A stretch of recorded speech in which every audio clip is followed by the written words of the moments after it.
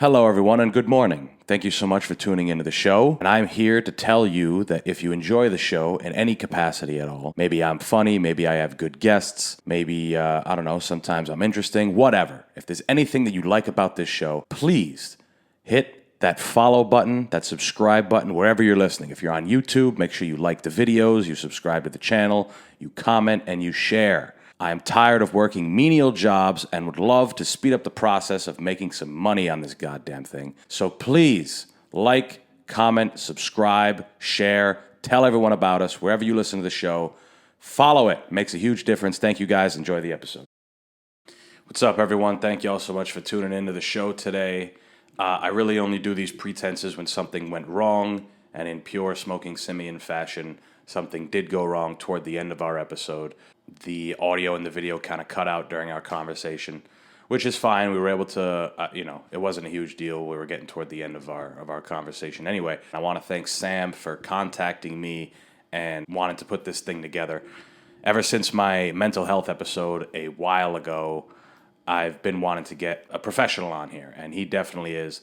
And his methodology and his way of dealing with some of the tougher things that life brings us, mainly the inner dialogue that we have and how we can kind of control our feelings and understanding that we're not our thoughts and this whole deal. He has an interesting way of dealing with that, an interesting way of teaching his clients how to deal with that or helping his clients deal with that. So I hope a lot of people listen to this episode. I hope it gets out to a lot of people.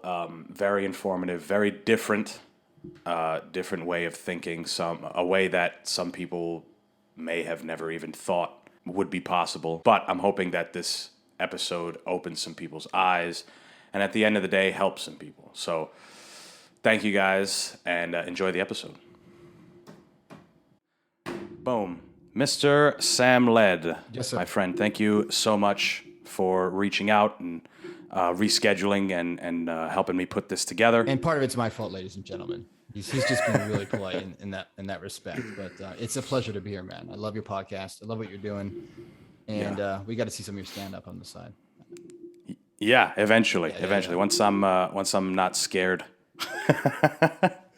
Well, I have fun up there, but it's definitely a nerve-wracking thing. Well, it's what did Terrence McKenna said. Terrence McKenna said that on the other side of fear is a featherbed, right? Yeah. Couldn't agree more. And I'm scared doing podcasts, and how is that possible? Because I'm in the comfort of my own home. So you're more of a man than I am. So.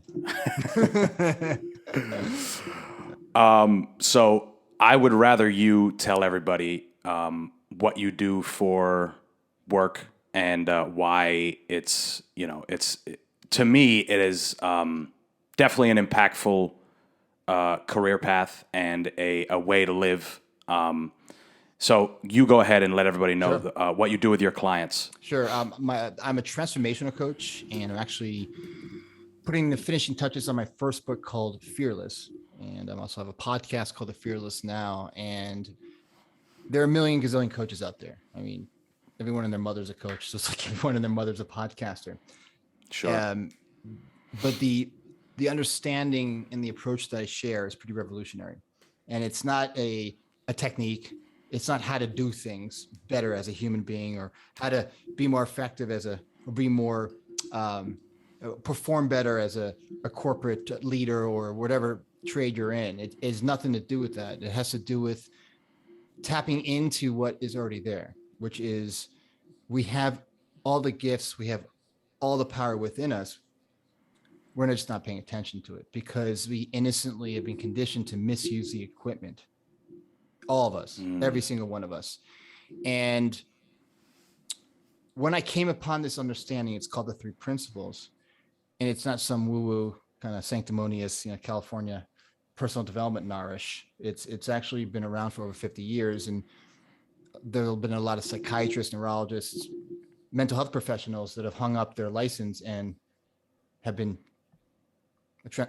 do my work. But of course, they have all these initials after their name. And they've been going into prisons, going into psychiatric facilities, and showing people that have made terrible mistakes, especially in maximum security prisons like San Quentin, Chino, etc., Some of them are lifers.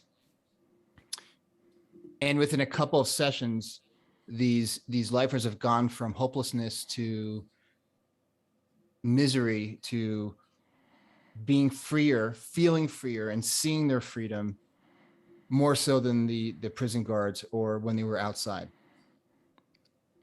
So basically what I do is I'm just kind of like a conduit. I'm a shepherd.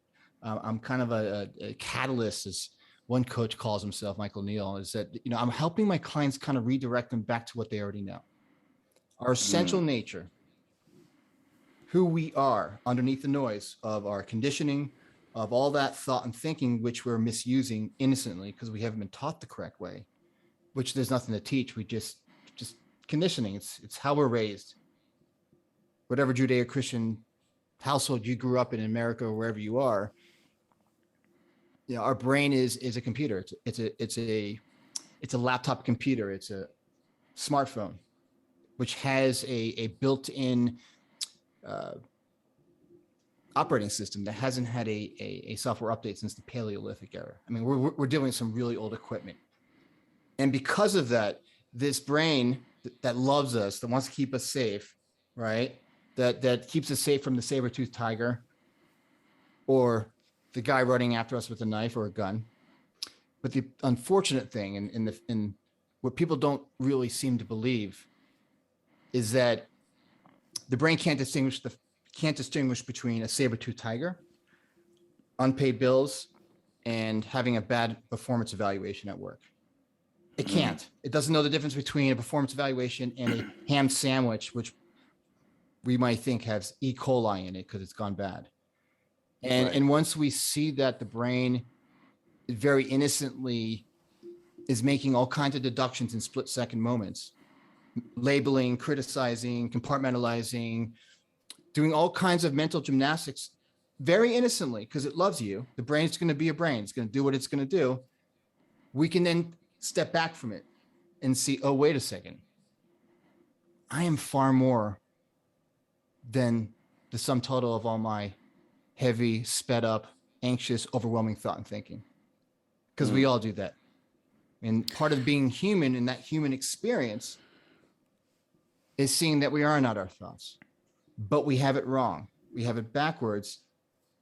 And it wasn't until many decades later, I wish I was shown this understanding when I was really suffering as a young adult and as a kid, being diagnosed with ADHD and some learning disabilities, being a neurodiverse person, having a really smart brain that just worked differently, that synapsed differently, that I could see the gray. I could see, I beat myself up. I can't talk today. I actually had 2 other podcasts, and so I'm exhausted. This is the wrong time to not talk. Yeah, that's right. I'm mad. Yeah, that'd be people will be throwing tomatoes at me. But once I saw there's nothing wrong with me. Once I saw decades later, after finishing graduate school and going to college and having all these work experiences and feeling stupid, feeling misunderstood, feeling like I didn't fit in because I learned differently, right? Or I approached things differently. That there are millions of other folks like that out there that are neurodiverse, that have 150 IQs, like the Steve Jobs. I'm not comparing myself to Steve Jobs, but like some pretty successful people, Elon Musk, whether you like him or you don't like him. And when I kind of saw that I am not all that conditioning and I'm not the story that I've been creating about myself because it's all made up, that once I see that I'm more than my thinking, that I'm more than the sum total of the noise going on between my ears, it was liberating. It was a game changer. And all of us, every single one of us, has a North Star. We have this essential nature of who we are. We see it every day. We don't have to go to church or synagogue or mosque or climb Kilimanjaro, go to Kathmandu or go on a pilgrimage to Mecca to see it. We're all enlightened. We just don't pay attention to it. And we think enlightenment is, some kind of Las Vegas, experience and fireworks and no, The aha there's no, moment. yeah, there's no light in the end of the tunnel. It's calm. It's that space, that calm liminal space before thought. Mm. It's that feel good feeling you get where it just comes out from nowhere. You don't know where it comes from. It could be, up on stage when you're like dissolving into the stage, like time all of a sudden speeds up and you're at the end of your set, right? Right, when you're in the zone. Exactly. When Exactly. yeah, when what you're doing is pretty much engulfed you, and you're in martial arts. They call it a flow state, and Flow you watch a state. guy Exactly. who's he's not thinking, he's just in there reacting and doing. He's no thing.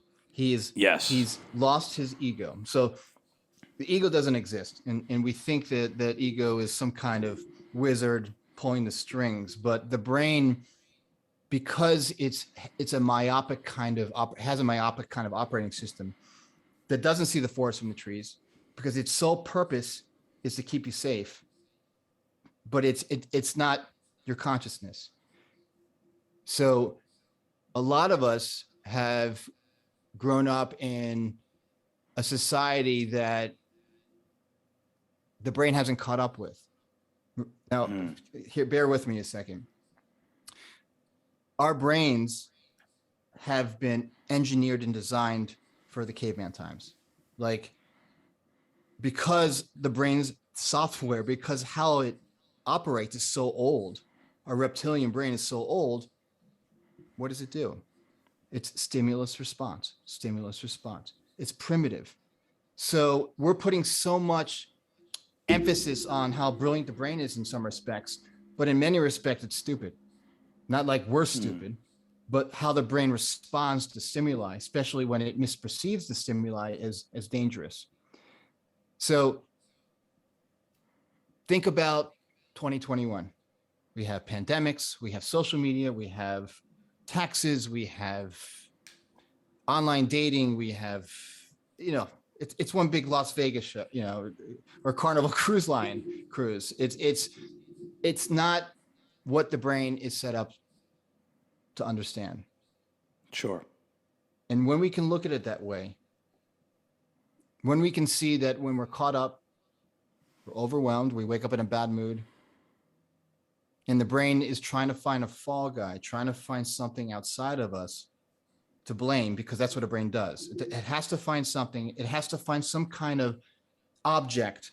It could be a ham sandwich. Oh, the ham sandwich is what got me sick. That's why I'm making an example. It's your boss is the way your boss, way he treats you is the way why you feel this way. And Sure. it's very innocent. But when we see that we're not living in a world of our outside experience, our outside circumstances, but we're living 100% in the world of thought, if you really think about it, it's actually the best thing ever, because it gives us so much room to see the game the brain's playing.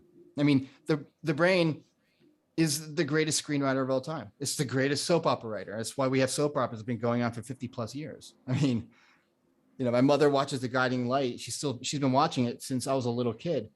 Same Sure. characters, they just are senior citizens now. So once we see that the brain really has a lot of limitation when it comes to understanding the world outside of what we can touch and feel, and that it's not outside in, it's inside out in how we experience life.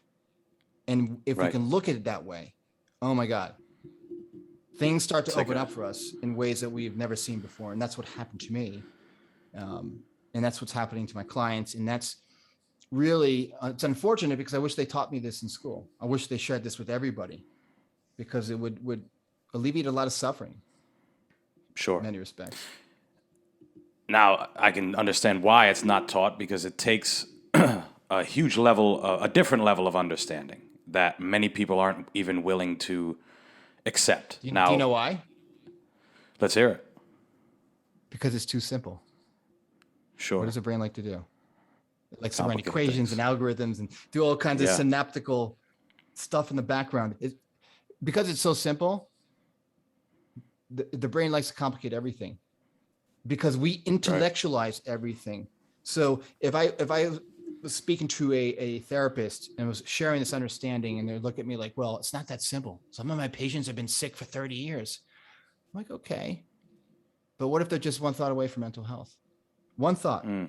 Like, you have discernment over thought and thinking. You really do. We mess up sometimes. We all do. We take the bait. We get reactive. We jump to conclusions, right? We make generalizations and statements about others, people even we love. We're human. There's nothing wrong with getting caught up in forgetting who we are, which is not the analytical machinery up here, but the calm, loving, patient, kind person underneath the noise of who we are. Because all of us under the noise is good. Even the guys in San Quentin. Right. Because they, at that moment where they committed that crime, and no, listen, there's consequences for actions. I mean, you hurt somebody, you rob a bank, you're going to go to prison. I mean, that's how it works, and that's how it should be. But when they committed that crime, they were just operating from a level of thinking they knew was true. But fast forward 40 years or 30 years, that's not who they are. We are not our thought and our thinking. But because we feel our thinking, because it feels so real, we take the bait sometimes. And that's why we have phobias, and that's why we have anxiety, and we blame it on society, and our brain blames it on society. And all these researchers write all these papers about how society is, the great pain, the great anxiety producer, and we're creating a whole population of mentally ill people. That's a bunch of nonsense, because we all have this inner resilience within us. It's not egoic. It's not I'm stronger than you are. It's when we get quiet, we kind of see it more. Hope is like an overused word. I'm sure, you can, there's so many books about hope. Every spiritual leader talks about hope. Your church, your pastor, your priest talks about hope. Your rabbi does. But when you see that hope is a foundation, I'm quoting George Pransky, who's Dr. Pransky, who's another, he's a psychologist that shares this understanding, a very famous one. And he says that hope is a foundation to build on. And again, that's not a Instagram meme. That's not a quote that, you pull off of Facebook. That's our essential north. That's who we are. And sometimes we forget, but we drop into that space of well-being where we're just like, today I was just walking outside and I just felt like just wonderful for no reason. Nothing outside of me changed. I still have bills to pay, right? My back still bothers me. I had a surfing accident about 20 years ago. I still have responsibilities. I still have things that I wish would improve. But I still am happy. And if I'm still happy and things outside of me are not going exactly how I want them to go, how is it possible that the world outside of us is completely influencing our inner world or our state of mind or our circumstances? Now, obviously, we all like to have nice things, a place to live, and food on the table. But if you look at other societies, you look at other countries in sub-Saharan Africa that are dirt poor, their people are still happy.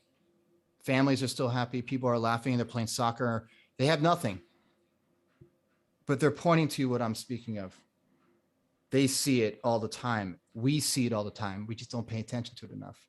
When you're up on stage and you're just doing your set and it's just like rolling off your tongue and you're just killing it. That's feeling. We're just like, again, you dissolve into the stage. That's who we are.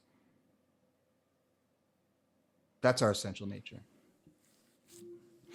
Now, there was a lot there, of course. There always is. Right. I'm sorry if I kind of laid it on you, brother. No, not a problem. I think you can handle it though. Oh, totally. We got plenty to talk about. But the most the I want to start with the idea of our mind and the brain and how it can be. We started this conversation off with saying that it's we're able to step away from all these thoughts and this outside world, but that takes the brain, that takes the mind to do that, which is, it's kind of a testament to how powerful it is. But at the same time, what you're saying is it's very reactionary, and for people to kind of step back and step out of that, it takes I feel like it takes a separate part of our being and our thinking. But does it? Do you really think that? Because if you really, really see what I'm pointing to, all of us are in a walking meditation every day. You're not in your head 24 hours a day. I mean, if you look at some people, they may look like they've been, they spent too much time upstairs. Right. But because we're in a walking meditation and we drop into the present moment all day long, we just don't pay attention to it enough because the noise up here is so loud, especially for neurosensitive folks like myself. So for someone with ADHD, and my flavor of ADHD is sensory wise. If there's a car honking outside, it's so freaking loud. You would think it was loud, okay, but you wouldn't be completely like distracted by it. And it's kind of a contradictorial. It's a contradiction though, because I can go to a concert, I can go to see Metallica, or I can go see Elbow at the Wiltern, and be okay with that kind of noise. It doesn't make any sense to me. Conversely, if I'm in a conference room, or I'm in I used to work in pharma. We used to do these expos. If there was peripheral noise around me, I'd be so distracted I couldn't even focus on the person I'm talking to. So knowing that the noise is real between our ears, but it means nothing when we're caught up, when our state of mind has gone south, when the quality of our thinking is completely distorted, which happens to all of us. I woke up this morning in a bad mood. I don't know why. I slept 8 hours. That's fine. But the brilliance of it all, the liberating part of it all, is getting really curious about the noise, right? Getting really curious about how does the mind really work? Even though the brain has a operating system, a limbic system that tries to keep us safe, that's very old, it also has a brilliant operating system that settles on its own. It happens 100% of the time, all day long. Again, we don't pay attention to it enough because we think we need to get something, a pill or a drink or something to quiet it down, like something outside of us to quiet down the noise. But our brain settles all the time because thought is constantly moving through us, and you can't stop thought until we die, actually. Even then, who knows? Right. I mean, I don't know. But it's amazing if you really get curious about when you're in a bad mood and you're completely contaminated by that bad mood, right? You can't see things straight. It's like driving a car in a rainstorm with faulty windshield wipers, and or driving in the fog and you can't see out the windshield. When our state of mind goes that way, which it always does, because our mood fluctuates during the day, we know that that's going to settle. Because if it didn't settle, none of us would be around. We'd all be killing each other or killing ourselves, right? And when we see that for ourselves for the first time, when we see that the content of our thinking, when we're like wrapped up and anxious and overwhelmed and worrying about tomorrow and future fantasy thinking about what do you have to do and all the bills we have to pay and blah, blah, blah, blah, blah. If you get curious about all that nonsense and then watch it settle just by sitting with it and realizing that the content of that sped up thinking that we all experience is 100% full of BS and not to be taken seriously. If we do that, we come out of it quicker. We have more peace of mind. We live a more peaceful life. And I'm not saying like sometimes we all get caught up. Sometimes we forget and then we remember again. There's nothing wrong with forgetting, and because you know that you're going to come back down to baseline. Your thinking's going to settle. But that's no time when you're all startled and your state of mind is colluded by heavy thought. That's not the time to have a discussion with your boss. That's not the time to talk to your partner about something. And having that understanding on on board is powerful. But also not beating yourself up and having compassion for yourself when you do jump to conclusions and you do overreact and you do yell at your partner or whatever, road rage. Hopefully not. So, so to the ADHD example, Yeah. I just want to make sure I'm understanding you correctly.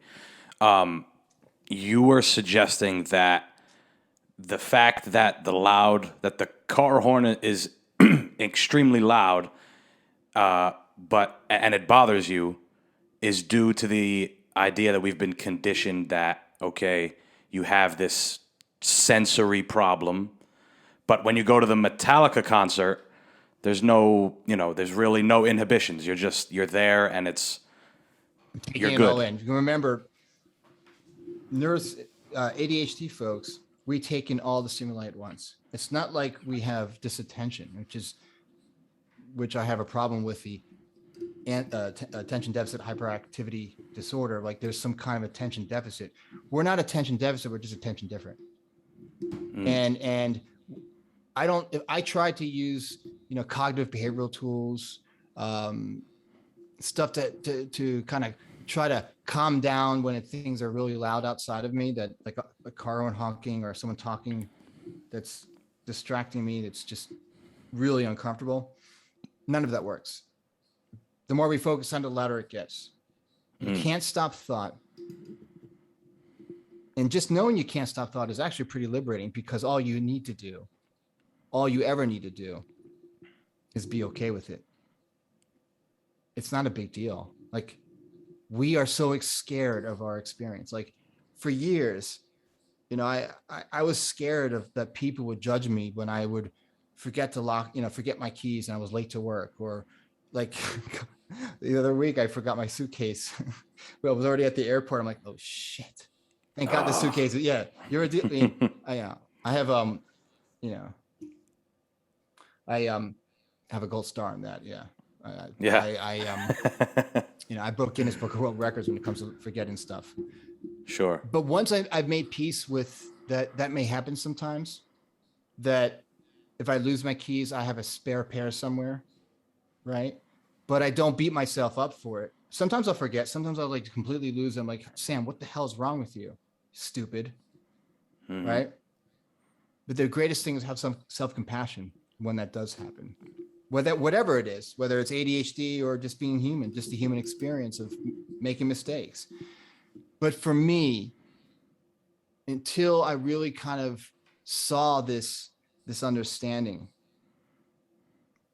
it was urban warfare between my ears.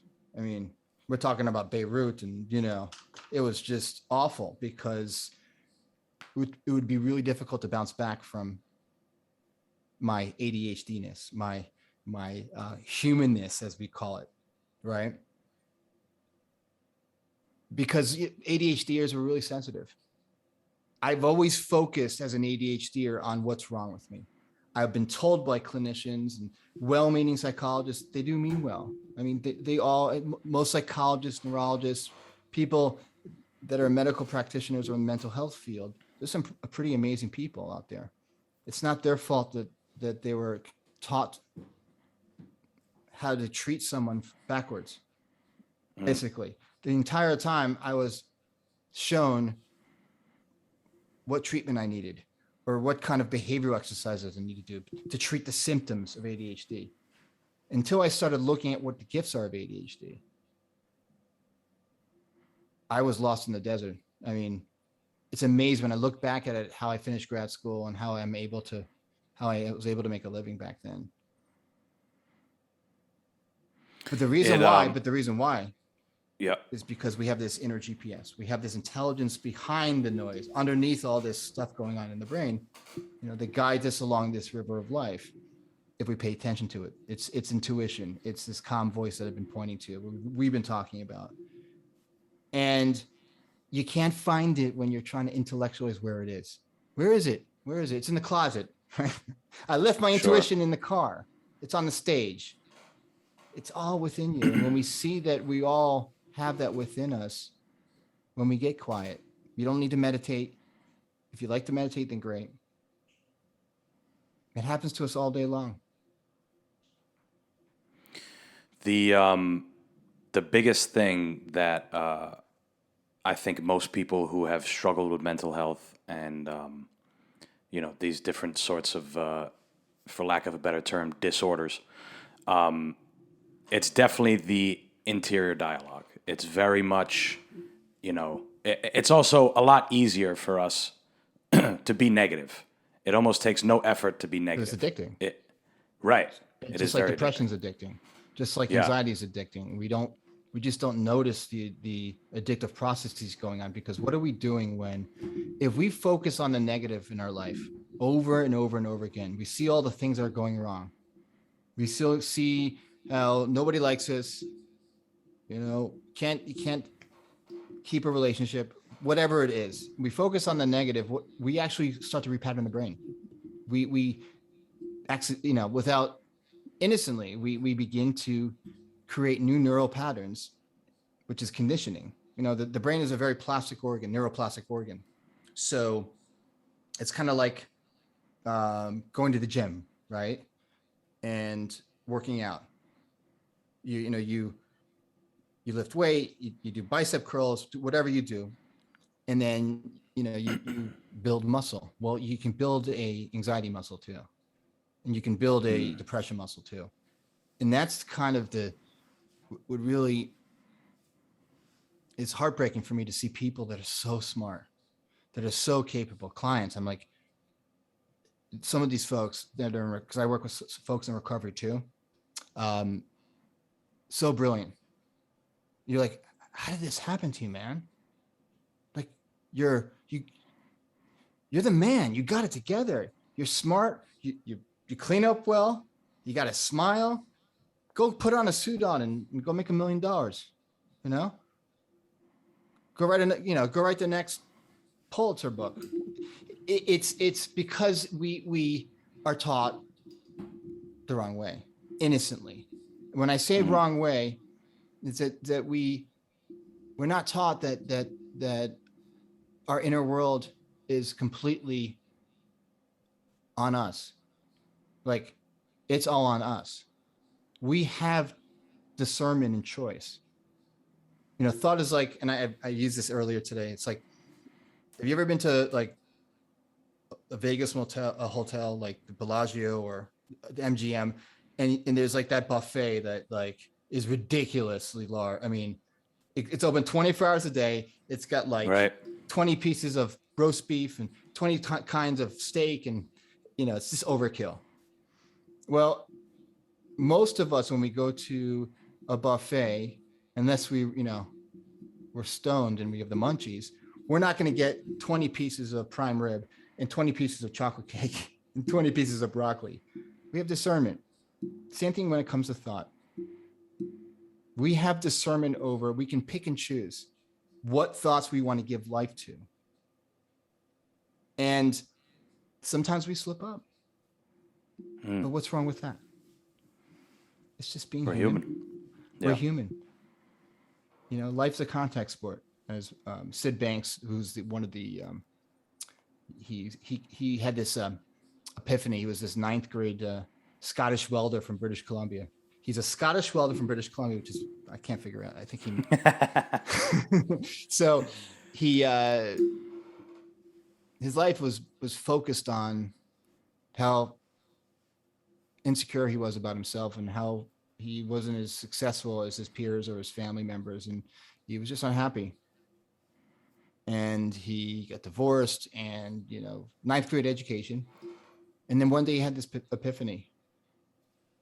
He was, I think, looking at, he was they were living on an island somewhere. This is in the 70s, early 70s. And he saw the sun hit the lake in a certain way. And he just like saw it. It's kind of like the first time you're on stage and you nailed it, or the first time you fell in love. It's like, I'm not my thinking, but I think I'm my thinking. And when we think our thinking, we kind of make life more complicated than it needs to be, innocently. It's like we all, our inner Woody Allen, which is after what he's done. Well, rough reference. Very rough. Sorry. Give me another neurotic comedian. I don't know. Who's another? Go ahead. Another neurotic. I mean, Really my neurotic. favorite is probably George Carlin. Is pretty fucking neurotic. I love fucking George Carlin. Yeah, he was, it was my first comedy tape was Eddie Murphy. Was it Eddie Murphy Delirious, and George Carlin? It was his. I think it was something about New Jersey. Jamming in New York. It was take her. No, there's one thing. He's like take her back to New Jersey where it smells, or something like. I think it was jamming. Yeah. 88 or 89.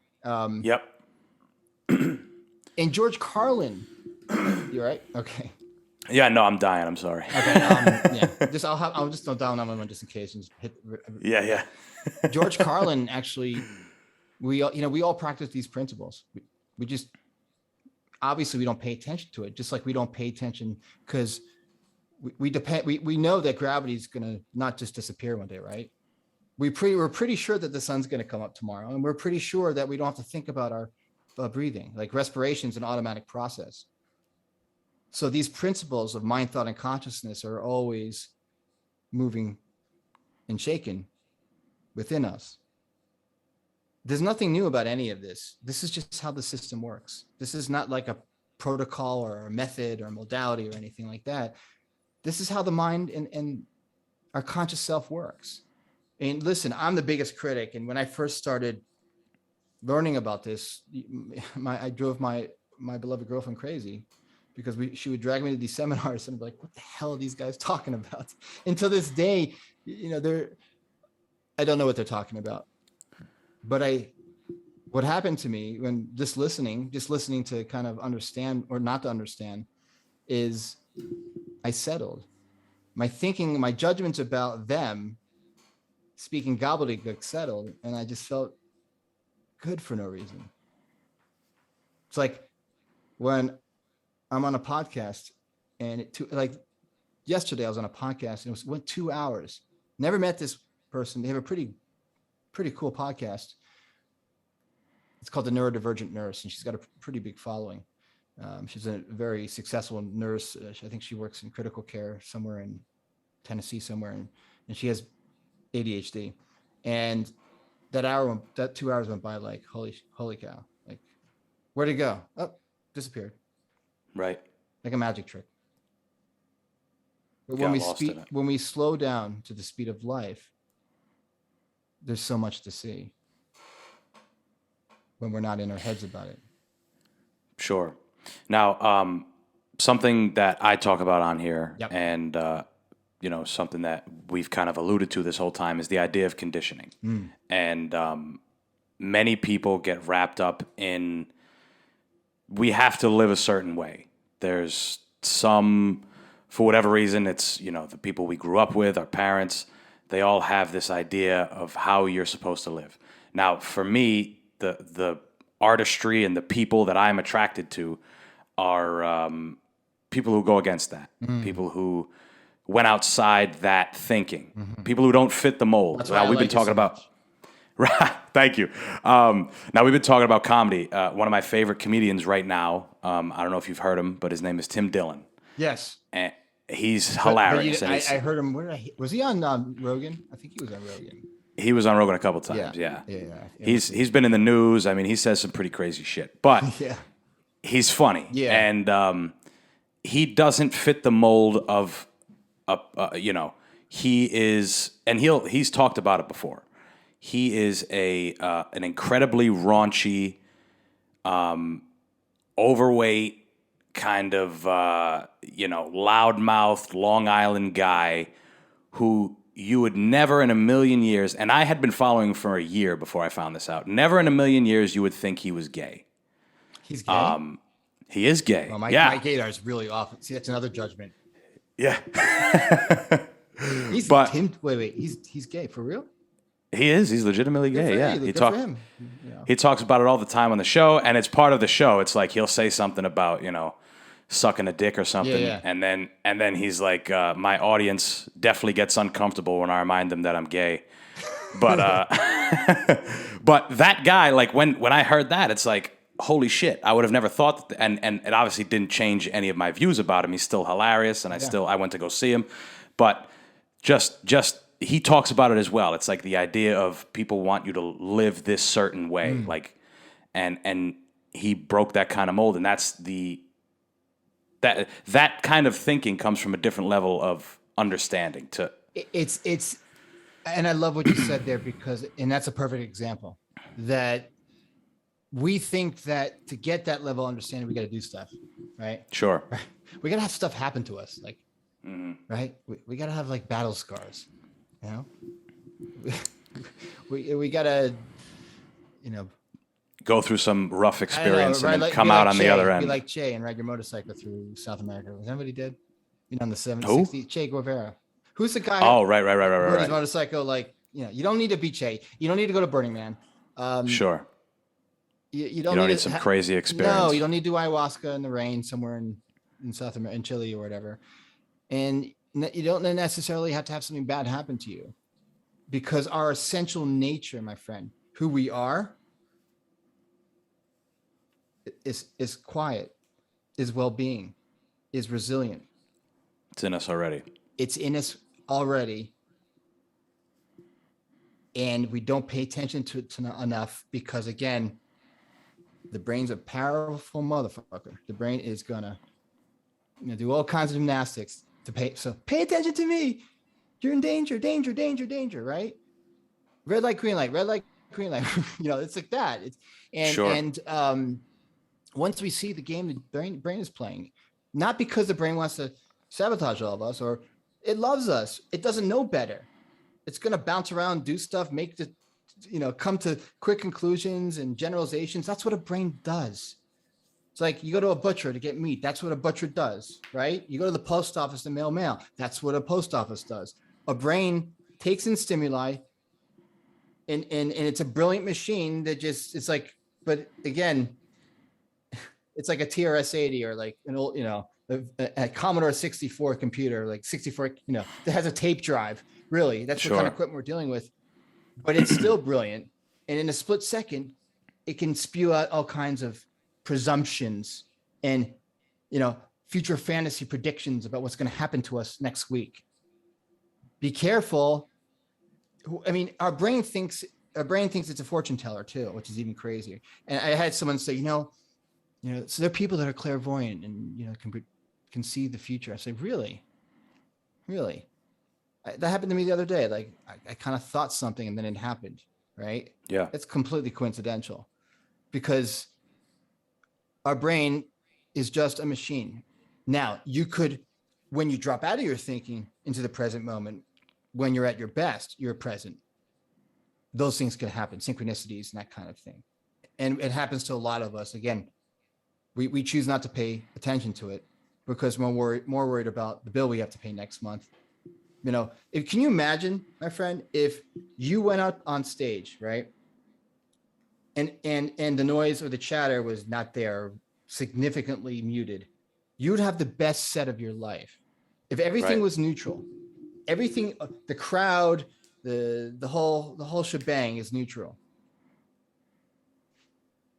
Well, we drop into that space of neutrality all day long. But then there's a honking horn when we're crossing the street, and then we're back in our head again. And I think that the more we get curious about, like, become our own Sherlock Holmes when it comes to how our mind works and how it operates when we are thinking we're in a dangerous situation, but we're really not. Example, overdue bills, or what, overdue parking ticket, whatever it is that Sure. gets your goat. I don't know if I mentioned this to you in our pre-conversation. Did I tell you about the study that was done that kind of confirms what I'm talking about the whole bunch of people that had arachnophobia? And did we talk about that? I'm not sure. Go ahead. Okay, I'll keep it quick. Yeah, yeah. No, not a problem. I cannot freaking talk today, dude. I'm like, seriously. I'm having You're ADHD doing well. moment. I'm doing well. Okay. Don't worry about it. You knows. No, Well, so no there such was- thing. This is organic here. Nice. Is it like Terry Gross and Fresh Air? Like, you ever listen to Terry Gross on NPR? I am the worst with references. Okay. So like Listen to her. She makes me movies, feel all better. that shit. She's very brilliant. terrible. She's a brilliant interviewer, but she throws the nose out way too much. Or okay. Ira Glass. I don't know if you listen to Ira Glass. Anyways, I'm a dork. So there was this study done, a big study, and I'm actually paraphrasing this because another coach shared this, and I heard this many times, but it's really paramount to what we're talking about how the brain is completely full of shit when we're caught up in our thinking, or we're scared about something. So there's a study done probably 10, 15 years ago where these researchers wanted to see like how you could really see how the brain is kind of playing tricks on you, right? That it's completely making shit up, that it's thoughts illusory. And they got all these folks together that had arachnophobia, fear of spiders. And to a lot of us, we know people that have a fear of spiders, and to them, it feels real. We all have fears. I have panic. I have, my phobia, my top 10 phobia is, I have panic attacks. I used to have a lot of when driving on the freeway. Makes no fucking sense, but again, old brain, jumping to conclusions. Sure. Anyways, so they got all these folks into a room, and these guys, white lab coats. They look very, very, official. They bring this huge box and put it in the center of this room. It's probably half the size of a gymnasium, big room. And there's holes in the box, right? And all the participants are looking at like, what's going on here? And the researcher gets on the PA and he says, ladies and gentlemen, in this box, we have 100 black widow spiders in it. And the freaking room goes nuts. Like, people are like running for the emergency exits. It's like complete, pandemonium. And he opens the box and there's nothing in it. Worried before it happens. Well, more than that unless we're being chased by a saber-toothed tiger or a guy, a flasher with no pants on, running after us with a knife on 42nd Street in Manhattan, those collection of overwhelmed thoughts are completely not to be taken seriously.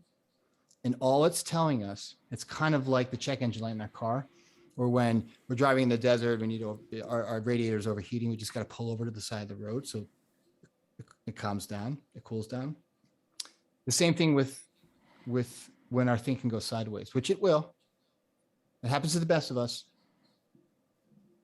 Just part of being human, regardless if we're rich or poor, healthy or sick, young or old, living in a Shack-Tone Shack in Beverly Hills, or, a Shack-Tone Shack or a mansion in Beverly Hills. Talking Heads song. I love Talking Heads, of course. That one I got. Yeah, same as it ever was. So yeah.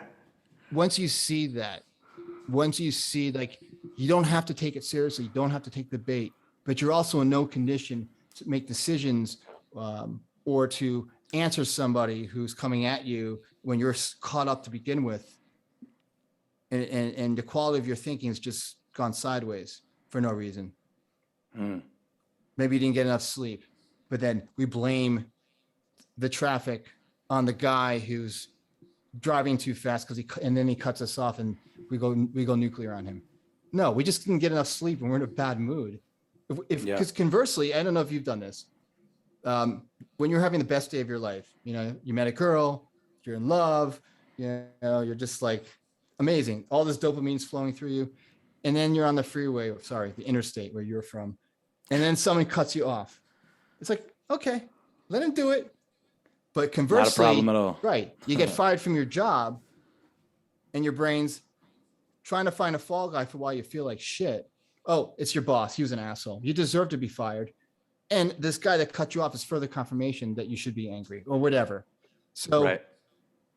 that's liberating, that we have this internal barometer. And again, anxiety sucks. I'm not saying that phobias, anxiety, depression, feeling overwhelmed, and I get overwhelmed all the time, feels good. But it also is saying not to be so scared of not feeling good, as hard as that sounds. I had a friend that lived spent some time in Berlin, and that place is famous for, like, you know, they have, like, they started a union of people that are in bad moods. Like, Sure. it's like, wow. The same thing goes with our thinking. Like, you can take it seriously, but you're just going to make yourself more miserable. But the most important piece of that, my friend, is when we do forget who we are and we get wrapped up around the axle and we overreact or we yell at somebody, or hopefully we don't do road rage, but it happens, that we have compassion for ourselves. I'm not talking like, you know, patting yourselves on the back, but just doing some self-introspective work, just seeing, oh, fuck, I just lost my shit. Because in an hour when you settle, you can then go apologize to the people you yelled at. So. Sure. And that's what happens more often than not. I mean, most people, once they blow up, they're not, you know, they don't feel good about it unless you're like a sick bastard. But yeah, I mean, most unless people, you're a psychopath. yeah. If it's, you know, so interesting, like, and I heard this from another coach, the brain creates the problem and solves it for us. Like, there are no problems. Like, there are no problems. If you had nothing, if there was no chatty Cathy going on between your ears, if there was no, you know, jibber jabber going on 24 hours a day, unless you're sleeping, but still it's jibber jabbering around. Still happening. You wouldn't think anything's emergency. Like, you would get shit done more. Sure. You would not freak out about a bill that's past due. You would not freak out about putting your kid through college and you can't afford to do that. Like, you would be the most gifted strategist, problem solver, solution oriented person ever. And when I saw, like, when I'm at my best, even with this thing called ADHD, where I have a real sensitive brain, when I'm at my best, I'm freaking on fire. But then I'm a fucking basket case on the other side of that, right? But when I am a fucking basket case, you know, I create a container for myself. I'm not saying like a literal container, but I let my emotions flow. Whether I have to do it, hold on one second, my computer's about to die. Yeah, no problem. Whether I do it and I go to the restroom and I just get it out of my system. Because the greatest thing about all this, what I'm sharing, is we need to let thought move through us. The worst thing you can do is either push it down or, you know, hold it in. Dwell. Yeah. And because thought is an energy, it's moving through us. And the greatest part of all this is, like, we don't create our thoughts. We don't. We do not create our thoughts. It's, again, it's like weather moving through us. And when you can see thought and thinking as like weather, like, imagine if every time you had turbulence, the plane would almost crash. There would be no one flying airplanes. Same thing with thought and thinking. We're going to have some thought turbulence sometimes, you know. But what do? You sit with it. You still go up and say on stage when you're anxious. Doesn't mean you're not going to have a good set. Right. The idea of letting these thoughts kind of pass through is, I found, definitely, and I'm sure other people find, that it is very liberating, because then you understand that it's just this is just how you feel right now, doesn't necessarily have an impact, because a lot of the things we do, and I'm sure you do it as well, Yeah, of course. we snowball. We snowball things. One thing goes wrong. You had a bad night at work. I work in a restaurant. I'm a server, right? If I don't make what I thought I'd make in the night, I'm like, oh God, I didn't make this. Tomorrow, who knows what I'll make? And then at the end of the week, I didn't make enough. And then now my bank account is low. And then now rent is next week. And then now, and then now, and then now. And it's just, you're anticipating. And then Yeah, if then. Right. That's what the brain does. You just described what right. the brain does. If they're all if then statements. If you don't make Yeah, make enough money tonight, then you may not be able to pay rent at the end of the month. yeah, Okay, well that's kind of black and white. sure. But that's the neural. I call it the neural cha-cha. Neural is in neurons that the brain does. Right. And in the moment, it's hard to catch it sometimes, and that's when we forget. But the more we start to see that, like, okay, I didn't make enough money tonight. That doesn't mean I won't make enough money tomorrow or the next day, because life has got us, man. When we operate from presence, when we operate from that inner intelligence that I've been speaking about the whole during our conversation, life has got us. Sometimes it feels like London Bridge is falling down. Like, fuck, we've all had some of us have had come to Jesus moments. My book is about a come to Jesus moment that's coming out. So, again, it doesn't mean that this is some kind of like, cheat sheet to having a nicer life. It is the sheet. It is how the system works. It is how we operate. When we are taking our foot off the gas, when we're letting go of the controls, when we're pointing more to our resilience that we see every day, when we see that there's something else out there besides this 3D world, this conceptual driven world of zeros and ones going on between our ears, and the Matrix, if you want to get all Rogan, because he always talks about it's a good Rogan episode when he talks about JFK or ayahuasca or DMT. Right. He talked about JFK I don't know if you listened to it the other day With Cameron Haynes. Yeah, brilliant. Absolutely brilliant. So like you have choice. Like you literally have choice. Do you want to suffer in your thinking every day, thinking that's real, or getting really curious when you start to get overwhelmed by life and thinking that it's something outside that's making us feel overwhelmed, or some circumstance that's the reason why we are where we are. Once you see that wherever you are right now, whether, again, Talking Head song, Shack on Shack or Mansion in Beverly Hills, same as it ever was. There was this whole study done about Skid Row in LA. If I'm sure you've heard. Yes. Okay. Yeah. Literally, it's like it might as well be its own like city. I mean, Sure. You're talking tens of thousands of people. No one likes to be homeless. These people are suffering. Some of them are, caught up in a story, caught up in an algorithm in their head, thinking they're in their own kind of cosmos, or there's addiction there. There's some addiction issues there with people out there.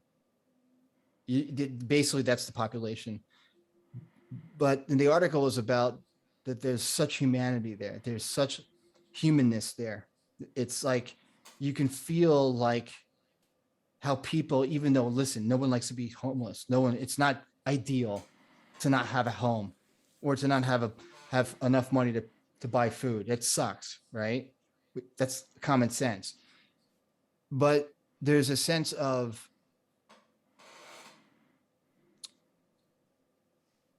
utter humanness and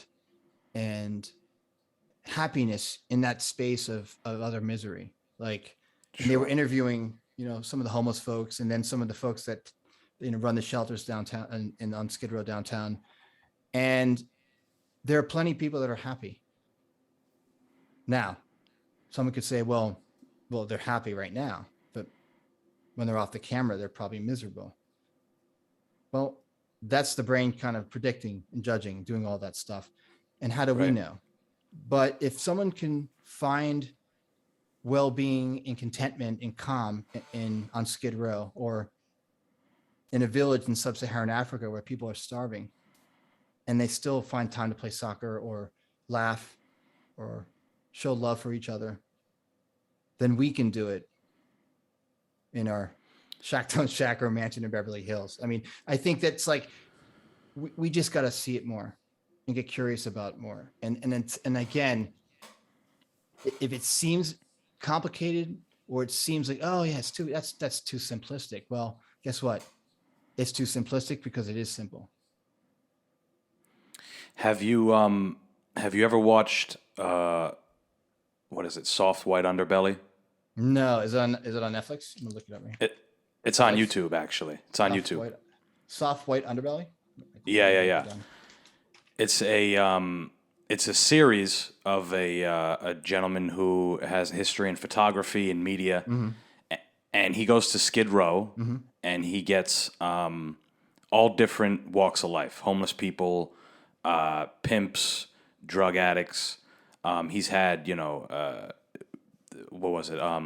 A warden of a jail who was responsible for putting people to death. Like, just all these different walks of life. But for the most part, he gets people from Skid Row, and he interviews them. He gives them a platform Mm. for us, because most of the time we look past them and we think immediately that guy is, that person fell out of this life and that person's a bum and whatever else. But watching that is very much a testament to what you said, in that there is humanity there. It's the sense 100%. that these people, sure, they don't have money, they don't have nice clothes, they don't have any of Yeah, they're these not things that consumers we like. anymore, right? They're not Sure, consuming. Yeah, sure. that's from Mosquito Coast. I don't know if you watched that. No, It's a metaphor. I never I heard of that stole it from one. Mosquito Coast. Go ahead. Credit where credit's due. But no, that's a good point too, because that person, they basically fell out of this structure that we all have, but they're still able to live. They're still able to be happy. They're still able to have different feelings. Moment to And moment, hour yes, to hour. absolutely. And when we live life moment to moment, well, people say you got to plan for the future. You got to put your 5-year plan together. I hate that Really? shit. What the fuck? Like, seriously? Can I exist now for Yeah. once? So it's interesting. I still make lists. I mean, I'm going to show you. I mean, I got this. I mean, I still make. I'm still. Oh, I make goals, Dude. totally. Well, not. Yeah, I mean, just lists. I mean, yeah, yeah, yeah. the thinking. I have a lot of thinking around thinking that somehow that's gonna. I'm gonna either make more money, or I'm gonna accomplish more, or something good's gonna happen. Now, imagine if people walked around and had no thinking around homeless people, no judgment, that it was neutral, like they're just people like living outside, versus Yeah, people that are drug addicts, diseased, down on their luck, mentally ill, all this bullshit, like all that story around it. Like, there would be no problem. There would sure. be no problem. Obviously, we'd want to find shelter for them and get them jobs and get them help, because that's what human beings should be doing for each other, Sure. right? But it's interesting because Jesus hung out with drug addicts and pimps and homeless people. Like, he didn't Right. hang out with like the cool kids. Like, and so and yet he's some people, he's to some people he's the son of God. Like, so we've got it really backwards. And Jesus, like Buddha, like the Maharishi, like what's his name, the Dalai Lama, they all see this every day. They don't like, they're not doing sun salutations to see it, right? Right. It's just They're not, innately because part of them. their people of the cloth doesn't mean that they see it. We all see it. We all are enlightened, but we don't pay attention to it enough. And what we've Hollywoodized enlightenment, right? We've commercialized enlightenment, and you can be enlightened and homeless. Um, it doesn't mean that life's is gonna serve you, lemons. It's gonna happen, but we do have agency over what we choose to feel or what we choose to believe when our brain is trying to create a story around something that is around us. And we all do. We all have judgment. We all do that. But when we see the trick the brain is playing, right? It's miraculous what you can really see, because you start getting excited by life. You start really enjoying life more. You turn into an experiment. And once you see, like, there's no like secret to the secret. Remember that was that who was that Think woman? and Grow Rich. Think and Grow Rich, or Napoleon Hill, or remember the secret video Right. 15 years ago? I think it was. Yeah. Positive imagery and the whole nine. Well, ladies and gentlemen, I hate to break it to you, like, you already know the secret. Yeah. And again, I'm not saying that life isn't difficult. Sometimes it is, but life also can be really amazing. Even when you don't have everything you want, or maybe you are at home with cancer, or God forbid, or dealing with a sick parent, or my uncle passed away about a month and a half ago. No, actually more than that now. It's 2 months. He had leukemia and lymphoma. It was just a mess, right? And he knew he was going to die. I mean, it was at that point. But he still was really funny. He still was my Uncle Steve. Like, up to his final days, he was still. In fact, he was a therapist, so he was still practicing a little bit. He tried to see some patient. I mean, that's how, like, he was still laughing. He still had hope until the end. Mm.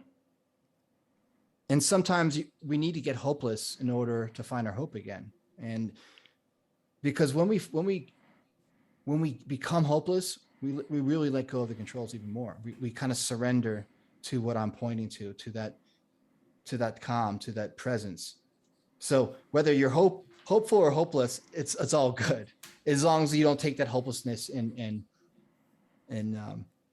do something that you'll regret doing later. No, become hopeless and then write a song about it, and then you'll sell 1 million records. I don't know, right? Or and turn it into something. And I don't know. Did you? I'm sure you did.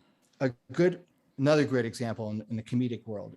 I love Dave Chappelle, of course. I'm sure you do. Totally. All day. Freaking genius. All day long. I can listen to him all day long.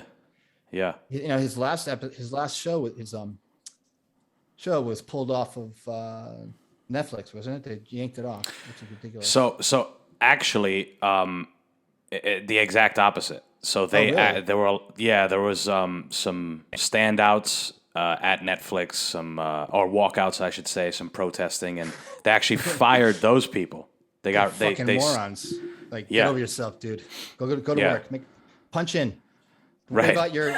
Worry about your insecurities after. Exactly. You need to pull. They pulled a Bill Burr on him. I love it. Right. Sorry. Go ahead. He's the best. He's the best. No, but no, he they're actually standing behind Dave Chappelle, which is huge, because I didn't know that. I thought that was like, thank God. Yeah. Listen. That's what everybody's saying. Thank God. Thank God. But you remember the last 10 minutes of the show? Like, where he talks about this friend. I almost lost it. Like, grown man losing it at watching the Chappelle program is pretty sad.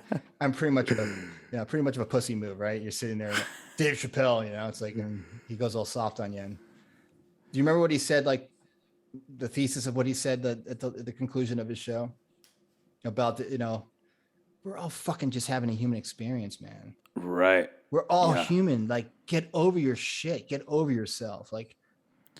And isn't it crazy how people completely overlooked that and still decided to be fucking assholes and oversensitive woke weird Well, think social, about you that know? that whole mythology of the woke movement and the cancel culture. Look, I mean, look what happened to Louis C.K. Look, I love comedy. I mean, I'd be a terrible comedian because, yeah, that's your job. It's tough. It's It's a hard. tough job because I'm way too ADHD. I'd forget all what I was talking. Actually, I'd probably be funny because they'd laugh at me, not with, and then they would laugh with me because something would happen. There'd be because I would just go up there and just say, okay, what the fuck? It's because something's gonna happen.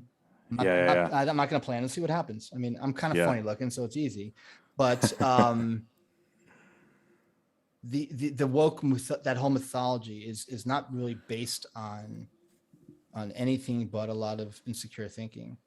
Yes. And what happened is that it became a movement because what happens, conditioning, mass media, it's juicy, right? And then Facebook took it and it turned into a temporary movement. But I think we're going to see that's going to start to calm down, hopefully. I mean, Jordan Peterson, a brilliant psychologist, talks about that all the time. Like, Yeah.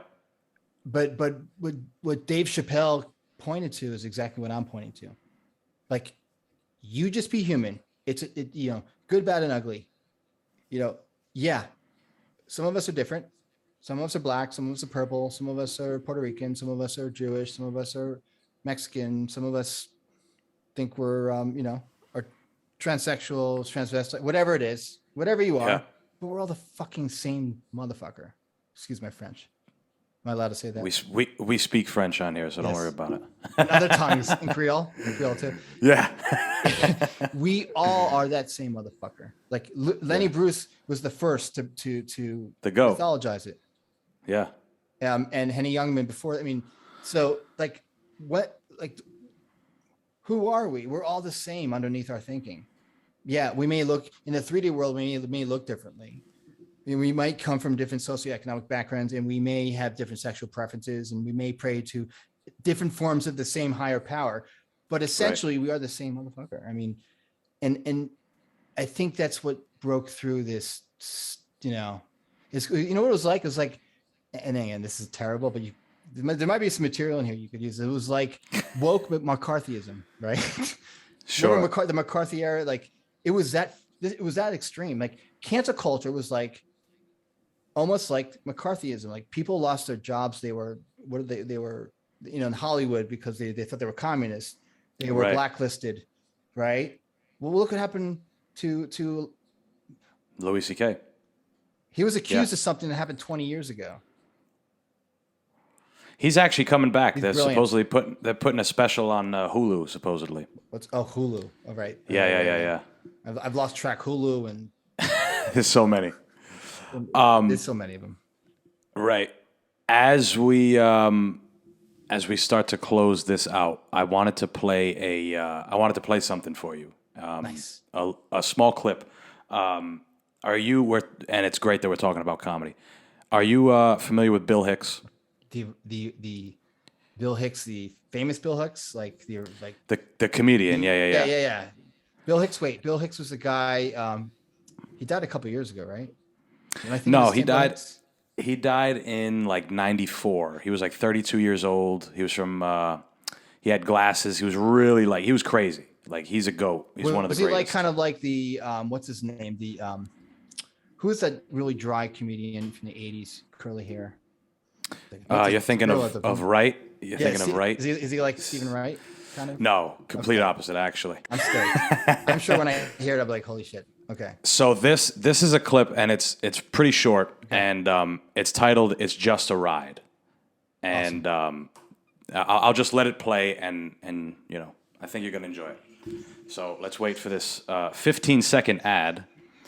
That's on YouTube. Yeah. Do you want me to look it up? I can play it, or whatever you want. No, I got it. It's all good. It's on my phone. And I think we'll be good with the copyright stuff because it's not music. So I think we'll be able to let it go. All right, here we go. I hope you enjoyed it. There is a point. Is there a point to all this? Let's find a point. Is there a point to my act? I would say there is. I have to. The world is like a ride at an amusement park, and when you choose to go on it, you think it's real, because that's how powerful our minds are. And the ride goes up and down and round and round. It has thrills and chills, and it's very brightly colored, and it's very loud, and it's fun for a while. Some people have been on the ride for a long time, and they begin to question, is this real, or is this just a ride? And other people have remembered, and they come back to us, and they say, hey, don't worry, don't be afraid, ever, because this is just a ride. And we kill those people. Shut him up. We have a lot invested in this ride. Shut him up. Look at my furrows of worry. Look at my big bank account and my family. Has to be real. It's just a ride. But we always kill those good guys who try and tell us that. You ever notice that? And let the demons run amok? But it doesn't matter, because it's just a ride. And we can change it anytime we want. It's only a choice. No effort, no work, no job, no savings of money. A choice right now between fear and love. The eyes of fear want you to put bigger locks on your door, buy guns, close yourself off. The eyes of love instead see all of us as one. Here's what we can do to change the world right now to a better ride. Take all that money we spend on weapons and defense each year and instead spend it feeding, clothing, and educating the poor of the world, which it would many times over, not one human being excluded, and we can explore space together, both inner and outer, forever in peace. Thank you very much. Wow. Yeah, and that was in the 90s. Okay. He was he was a very enlightened comedian, and I recently listened to him when I was younger, and it was kind of perfect that I got back into it just recently, listening to him specifically, and I mean that's like the essence of what we've been talking about this whole time. Exactly. And when we can put it into play in everyday life without trying to play it out, once we see, like, we have all these neuro programs, these anxiety programs that we insert into our hard drive, and these depression programs, and these overwhelm programs, and ADHD programs. They're all programs, folks. They're all made. It's all made up. It feels real, and I'm there with you, because I take the bait sometimes too, but it's just a ride, man. It really is. Right. And the more we see that, the more of a feel good feeling we'll have, moment to moment, hour to hour, day by day. And maybe that'll lead to something. Maybe it won't. But what I do know is that, like, I want to feel good. I want to have a good life, just like you do. We have agency over what we can give life, in terms of what thoughts we give life. Sam, thank you very much for coming on. It's an honor, and I love your program. And listen, we'll pick another, Sunday night. You come in my program, The Fearless Now. And we'll definitely powwow, because we got a lot to talk about, and I want to hear more about your work, and more about you working out your comic chops, because I think you have listen, you love it, man. I do. You love it. You love it. It's you can do it. I mean, just try it and do it and keep doing it, and well, hey man, you're definitely very passionate about what you do, and it's a way of thinking that I feel many people could benefit from, and I hope a lot of people hear this. And I hope so. I really do, because suffering's optional. Life is short. Where can other than your podcast, where can people find you into social media and all that? Yeah. Okay. So my Instagram is Sam Led Consulting. My website is samledconsulting.com. And if you're interested in setting up a discovery call, you can just DM me. Love to hear from you. I'm taking on clients in the next couple of months right now. There you go. I'm booked, thankfully, knock on wood.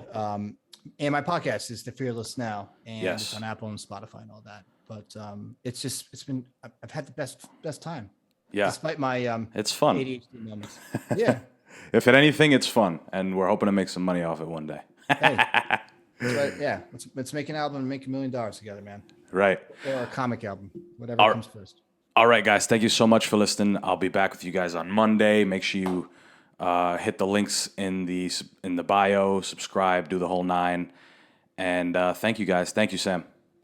Awesome. Thanks, brother.